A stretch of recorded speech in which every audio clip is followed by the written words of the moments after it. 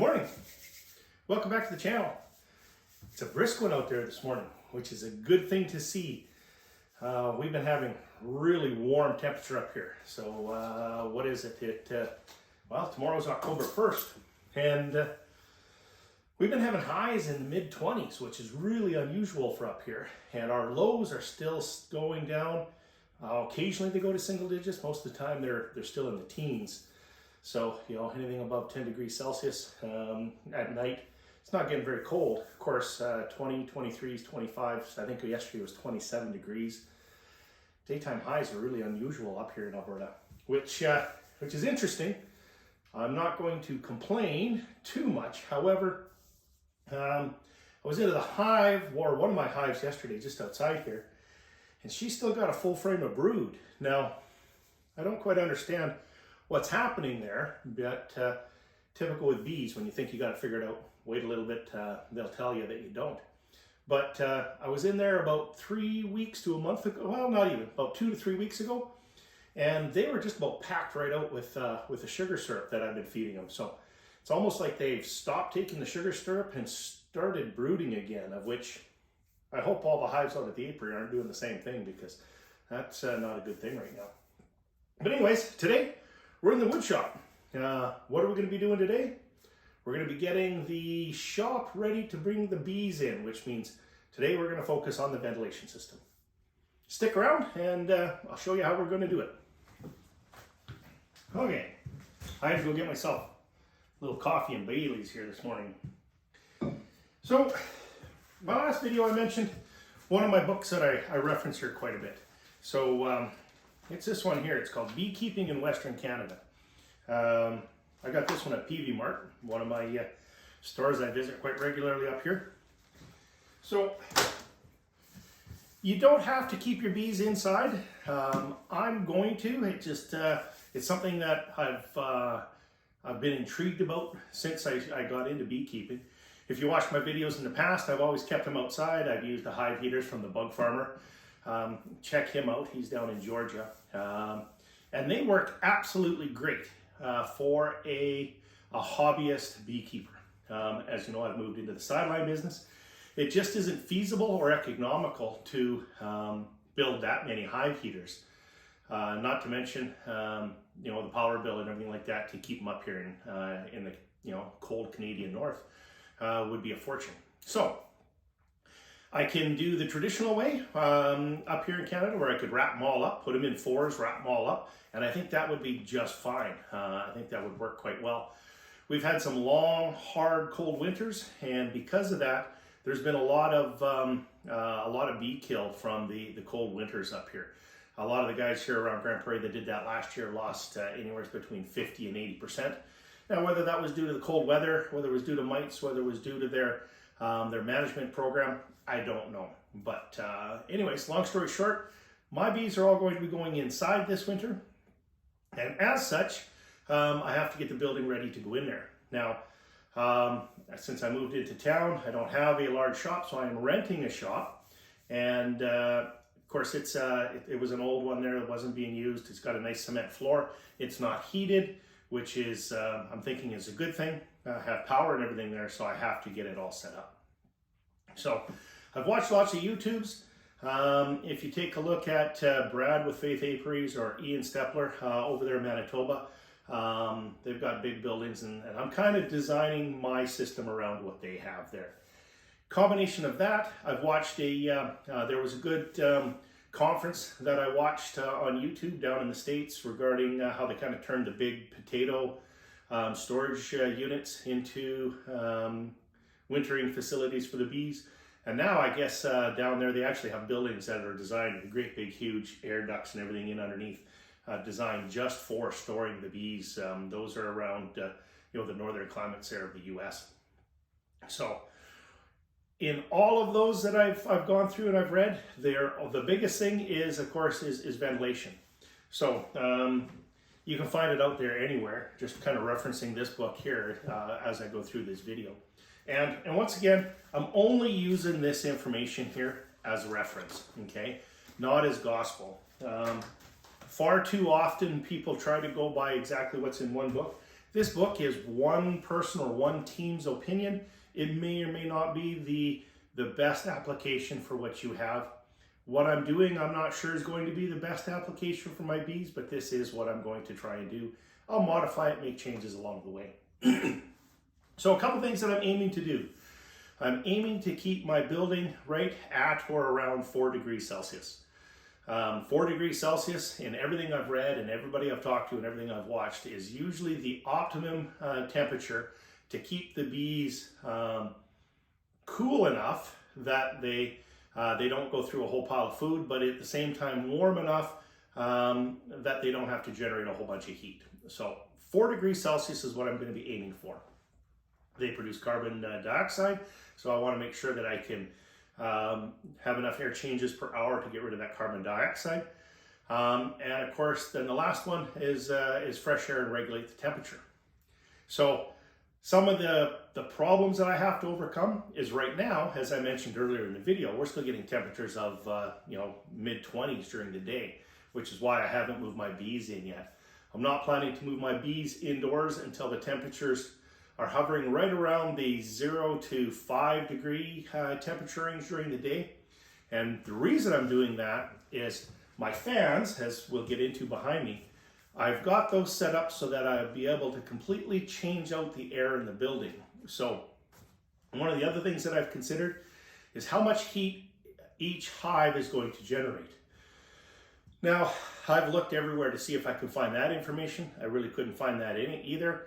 I've seen information out there as much as 12 watts per hive and as high as 22 watts per hive. So I'm going to take an average of somewhere between 15 and 18 watts per hive heat generation in there. So with that outside air temperature getting down to 0 or just below freezing up to about 5 degrees, I should be able to get that heat out of the building with my fans, my exhaust fans, and the fresh air that I bring into the building. That's going to be my temperature of which I'm going to look to move the hives in.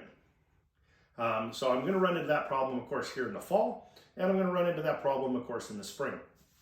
So when will I move the bees out? Well, I'm going to guess probably sometime in April when that daytime temperature, or the daytime high temperature, starts to go above that 5 to 10 degree mark or something like that, and the daytime or the nighttime lows aren't going below 0 any further. So that's when I'll look to move my hives out. Of course, that's a big what if up here with Mother Nature.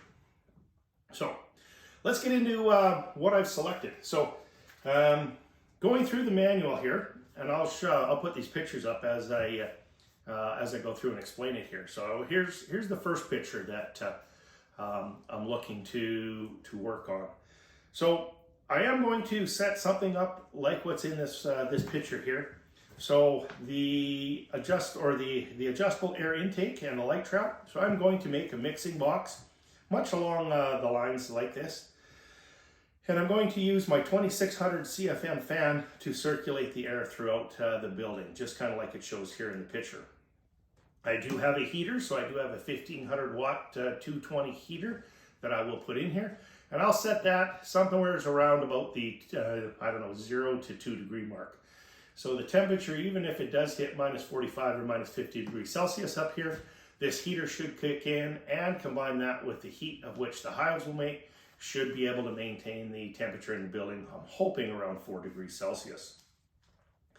The recirc fan is going to mix the air inside the building and my fresh air that's coming in from outside. So of course, if I'm bringing in minus 40 degree temperature, I don't want to blast those hives with that really cold air. So I'm going to build the mixing box to put that in. And then if you see at the other end of the picture here, they have exhaust fans. So I've selected 2 exhaust fans. Both of them are 600 CFM. So that only gives me 1200 CFM exhaust. Now, right off the bat, you can tell the math doesn't work out. So 2600 CFM intake and 1200 CFM exhaust. I have the extra room in there. That's what I'm going to use to recirc. So I've sized the intake, the air intake, I've sized that to match my exhaust fans.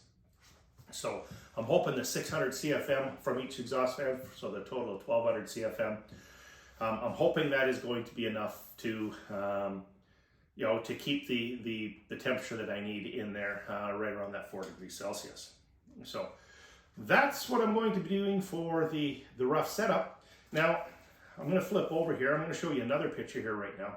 This is just another picture to show you kind of how I'm going to go about doing this. Now, all of these pictures, just so that everybody understands, and I'm not trying to take any copyright or anything. So they're all coming out of this this book here, Beekeeping in Western Canada.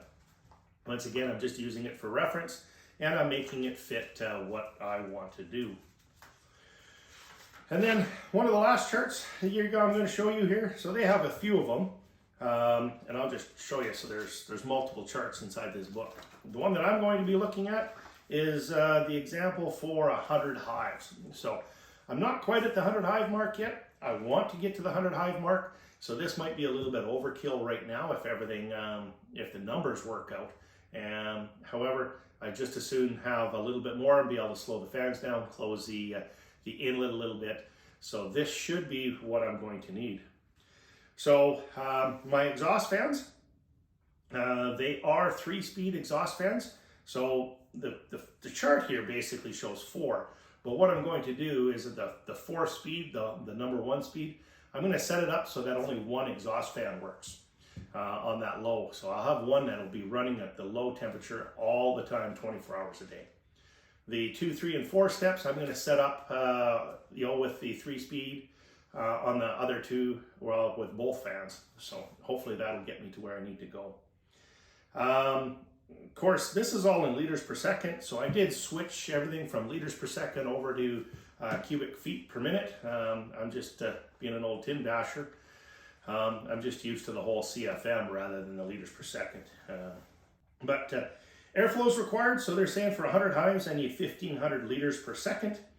Recommended, the fan that they recommend in here is a BF2S-12, so I looked that up. Really can't find that fan per se, but it's a 12-inch fan, and it basically gave me 2,400 CFM. So my fan that I selected is a 12-inch fan, 2,600 CFM, so I'm just slightly above. And they're recommending a poly tube of 380 millimeters diameter, and of course the length of the room. I'm going to be using a 12-inch pipe, the length of my room, and the holes I'm going to be using are a 2-inch hole, which is pretty close to what they suggest here, or 50 millimeters. The intake, of course, they really don't tell you much of anything. 0.1 meters squared maximum, adjustable to 0.005 meters squared. My intake hole, I will show you when we get to them. It's 11 inches wide, and I think I went 14 inches deep. So the reason being is, once again, being an old tin basher, free airflow doesn't necessarily go as well as, say, right by the fan. My fans, I went those 11 by 11. So they'll fit my exhaust fans. So, and then of course they said the heater size of 1,500 watts. I mentioned I do have that 220 heater there, so that'll be in there just kind of at emergency backup. So, all for reference. Let me show you what I was doing here now. Princess Auto had a sale on fans. Now, not necessarily everything you get at Princess Auto is of the top quality, but once again, I'm doing this on a budget, so I did try to select some fans that were going to be relatively reliable. So this one here is a 12-inch confined space ventilator fan. It is 2 speeds, and it is up to 2,600 CFM. So this is going to be my fresh air intake fan and my mixing fan. So it's fairly heavy, but what I'm going to have to do is I'm going to build a mixing box on this end so that my cold air intake comes in. I can adjust my mixing box, and then this will blow through the duct through the whole building. I pair that with, I've got 2 of these. So these are a 3-speed exhaust fan, and the trick with these is they have a louver. So when these fans aren't running, this louver is going to close, and it's going to help keep the heat inside the building. These are 600 CFM, and as I mentioned, 3 speeds. So this will be mounted on the inside of the wall. through the wall, and then I'm going to have a hood on the outside. Okay, so these are the fans that I selected: 2 exhaust fans, 1 fresh air intake, and 1 mixing fan. So these ones really don't have too much to do. I have to build a mixing box for this one. So that's what we're, oh, I've got the hiccups now. That's what we're gonna do this morning. Let's clean this up and let's see and figure out how we're gonna build this mixing box. Like a lot of my builds, I've got the idea up here. I have to somehow get it out of here, incorporate with a fan, and build it. So come along and let's see how we do it that one. So what it is, I cut a piece of plywood. I'm trying to do this with what, I don't want to say scrap, but with what leftovers I have here in the shop. So I measured my fan. Let's bring that over here for starters. So I started with my fan. We now know that the fan is about 14.5 inches high, and it's just over 16 inches high to the handle. And we're 15.25 inches long. So knowing that is where I'm going to start with my plywood. So the first one here is going to be where the end of plywood's going to go. My fan's going to sit in here. I've got it all marked out for my second baffle to go in. This will be my chamber where I can mix it. So air from the building or air in from the outside. My short baffle, and then of course my mixing box. So you can see on our fan, it's got the rotation and the airflow direction. So I'm going to build this so that it kind of sits right in the end. And of course, I cut one for my top to match. So we get this. So we're going to start building our mixing box. Now what I got to do is, I want these doors on the side. I want to be able to put a door here so that it can slide in and out. Keep in mind, this thing's going to be up by the ceiling. So if I can close these doors off and let's say not circulate the air from inside the building, I'll be able to use this fan to assist my exhaust fans and pull 100% air from outside. In the spring and the fall, this should allow me to help cool the building just a little bit better.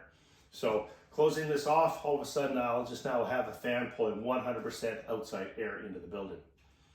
The downside of this is all manual. So the temperatures don't go from -40 to, above 0 overnight or very quickly. So it should cut down some of the trips that I have to go through. But this is where we're at now. I think I'll just build something here to maintain the footing of this, because I want to be able to take this fan out just in case it breaks or something happens. So do I want to miter these in? I think so. So I think what I'll do next is I'll cut a piece 16 inches by, how high do we want to make this now? Well, if I go 16 by 16 square, and then miter it in just slightly to make sure that everything's good and tight. Of course, you don't have to dovetail these in or miter them in or anything like that. I'm going to. I just like to have everything fit just so. I'll cut those pieces and we'll come right back. Well, like a lot of my builds, change plans. So rather than cutting the ends, I decided to cut the sides first. And the reason I did that is I want the door to slide along here. Excuse me, sawdust. It usually comes in 3s, just a heads up. I wanted the door to slide across here, so I wanted to make sure that I left enough room for the door, and then the vertical sides, and then of course I cut a track for the sides to fit in. Here's the sides, and here's what I did. So, as I want, there we go, as I want this to be my mixing air, and my door to slide back and forth here. So, of course, I got one for both sides.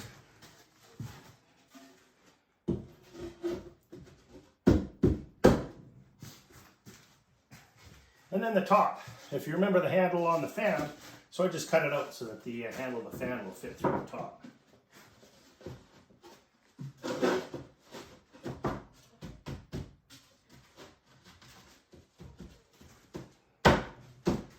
There we go.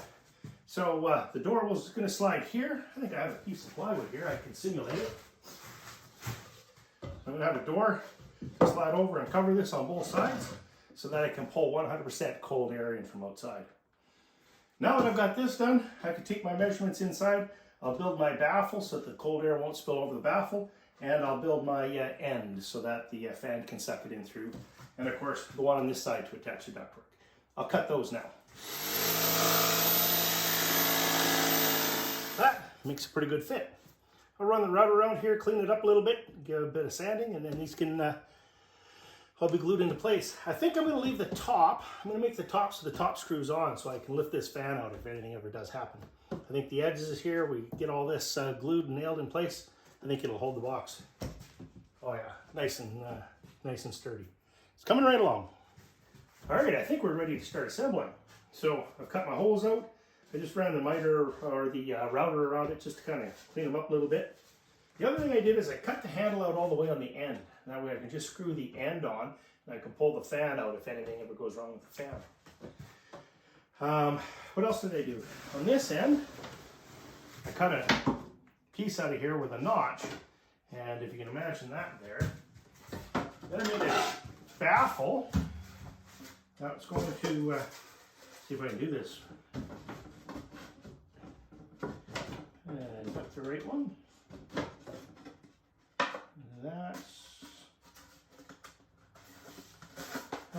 So that's the right piece.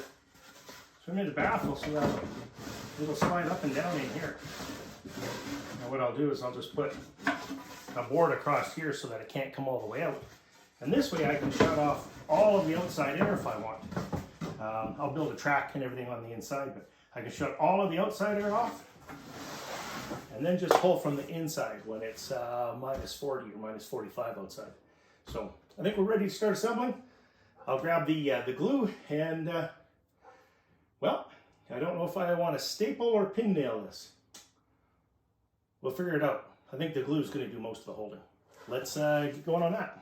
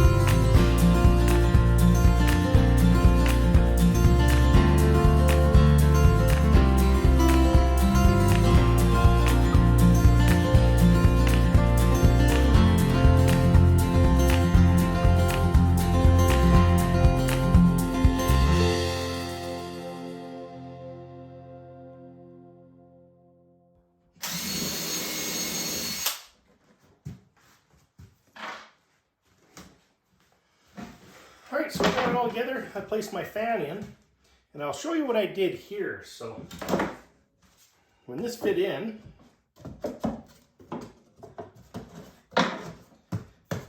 I measured and I drilled holes for the blocks. These blocks were in behind. So now I want this end to come off so that I can remove my fan if anything was to happen with the fan. So what I did here is I have these furniture, I don't know what you call them. It's like a recessed nut, but you put it on. Basically, you drill the hole slightly bigger than this. And if you see how they're all corrugated. So what happens is when you screw that into the hole, these dig into the wood, and then, of course, they don't come out. So you can just crank them in with the Allen key. Then when I put this piece on,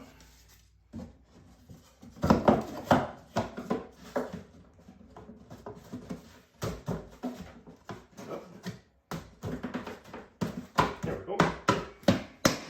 Everything fits nice and tight, and I'll just use a 1/4 inch bolt with a washer or a 1/4 inch screw with a washer on there to hold that end on. That'll hold everything in nice and tight. Now we got to work on the doors on the side. So if you remember, we cut our doors so that they would fit in here. And what I want is I want them to slide over so I can close this off so I can suck 100% fresh air in. I guess I'll actually open up this way, back to where it is. So that'll be my opening. Now wood on wood normally doesn't work very well. So what I decided to do, I went down to the hardware store, and you can buy this channel. It's pretty cheap. So what I'm going to do is I'm going to put the channel on there.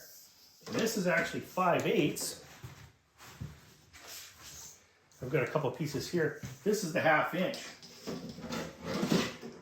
So what will happen is the 1/2 inch will actually snap onto our doors here. This one's not cut to length, but it'll fit right inside this 5/8, which makes it really easy to slide along. So it pretty much moves without any help. Being as this is going to be up in the ceiling, I'm going to have some pulleys in order to operate this. So I don't want this to get stuck in place. So I'm going to go ahead and mount this both top and bottom. And then what I did is I just cut a 1/4 inch piece of plywood to make it all up here so that this plastic doesn't get damaged or wrecked. So I'll go ahead and put all this together there now. I think that's going to make a really good door. And cheap. So now what I want to do is I want to create something that's going to stop my door. So now that I have the channel in here where that track is going to go, I just cut a little piece. I figured out where I wanted the door, cut a little piece. It'll fit right in there, top and bottom. And that provides my door stop. So I know when it's going to be closed. I'll go ahead and glue those in and get them ready. And now with those glued in and clamped in place, I can measure out how long to make my track. Well, with it top and bottom, it slides really easy. I got a stop up here. I'm just wondering if I should put something down that front edge. Yeah, we can figure that out. I don't think so. Now I can cut my piece for the stop at the back, and this piece here will just be screwed in. That way I can always take this out and take the door out if I want to. So I can measure that piece now. So that's going to be 2.5. Well, there you have it. Once I get the track in top and bottom, so it doesn't keep popping out, it slides incredibly easy. So my idea behind this will be, I'm going to attach something to here. I don't know if it'd be a block or something, maybe in the center, so that a pulley system can open and close this from down below. I just got to grab the rope and give it a pull. So that's my thinking. And yes, for those of you that have noticed, this is where my cord comes out. So this door is probably only going to come about there, which really, just so that everybody knows, is less than 1/2 inch. So I'm not losing a whole bunch here. The other side will open up all the way, 100%. So what do we got left? Got to put the end on. So the end that goes onto the wall, I've made it a little bit bigger so I can actually fasten it to the wall. And this can go right on the end here. Guess I might as well go ahead and put that on now. If you notice, the bottom has got a little bit of a lip. And the reason being is, I'll show you my hoods here in a minute. My hood has a 14 by 11 hole. So this is going to fit, open up the same size as what's on here, but the hole will fit right straight through the hood. So now we've got all that done. Now we got to block off our fresh air intake here. So if you remember our piece of plywood, it just slides right in there. And being as I have a little bit of this strip left over, I think we're going to see how that's going to help it slide in there as well. These are the pieces that I cut for the doors, but we'll just see how that's going to work.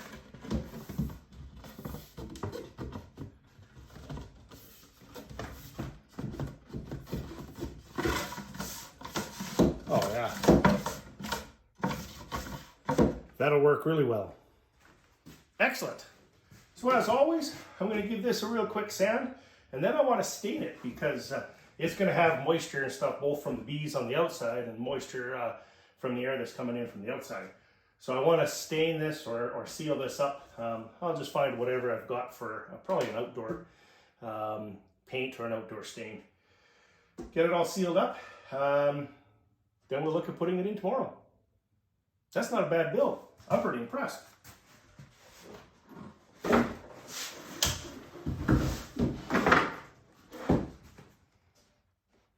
I like it.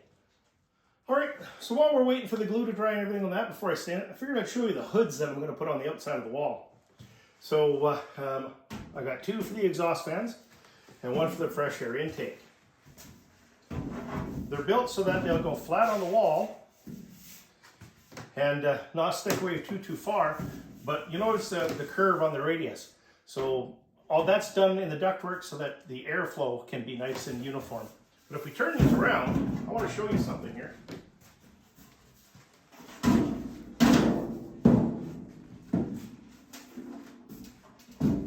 So I've already started. So you can see this one's all finished and painted in black. There's really not much for light. And if I was to tip it up, it still doesn't really change a whole lot. You can see how the one that's not painted lets a lot of light in. Of course, you don't want that in the bees there for the winter or for the winter time. That's the last thing you want is the light coming in. You don't want it to be active. This one here is all primed, being as it's galvanized. So this is a galvanized zinc primer, and it's ready to go. So the exhaust fan ones are sized so that this will go on the outside of the wall, the fan will go on the inside of the wall, and of course fits right in. The fans with the louvers have enough room in the wall to open and close. There's the hoods. And of course this one will go on the box, the mixing box that we made. So.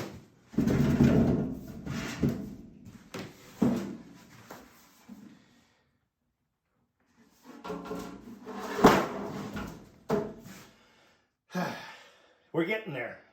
Well, thanks for joining. I'll get that box all stained up. Once again, as always, if you like these videos, please give me a thumbs up. Hit that subscribe button down below, and of course, if you ring that bell, you'll get notifications when I upload new videos. The next video will probably be me cutting the holes in the wall and installing these things. We'll see how that goes. Tomorrow I'm back out to feed all the bees, make sure the buckets are all full. One last, or I guess it's the second last round of oxalic acid. So until then, keep warm, happy beekeeping.